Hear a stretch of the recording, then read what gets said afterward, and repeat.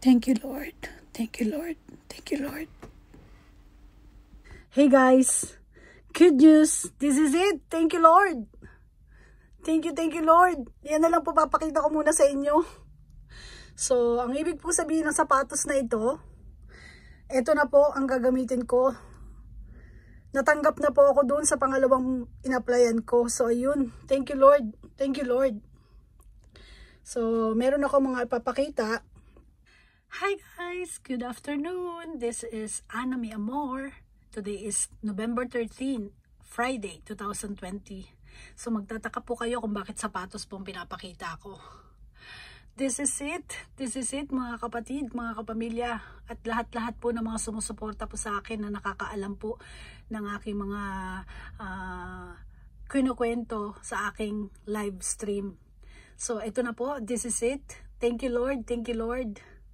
So, kanina po nag-live po ako pero pinutol ko po yun kasi may appointment nga po ako. Kung sino po yung nanood kanina, alam niyo po yan. So, ito pong sapatos na to, ito na po ang magpapatunay. Natanggap na po ako. Thank you, Lord, in Jesus' name. Praise you, Jesus. Thank you, Lord. Yan po yung sapatos na gagamitin ko po sa trabaho ko. Sila muna po ang nag-provide niyan. Kasi iaawas naman po nila yan kapag pag nakatanggap ka na po. Although, maliit lang po yung sahod na pinasukan ko at maikli lang po yung oras, pansamantala, yun na lang muna daw po yung oras. Baka daw po, humaba daw po yun, pero pansamantala, hanggang sa masanay po ako, yun na lang daw po muna. So, may mga ipapakita po ako sa inyo, ha?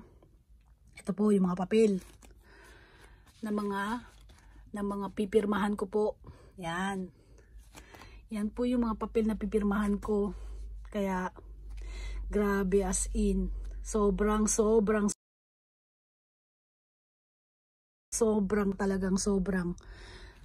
excited po talaga ako. Thank you po talaga sa lahat po ng mga nagdasal po sa akin. Siyempre sa family ko po.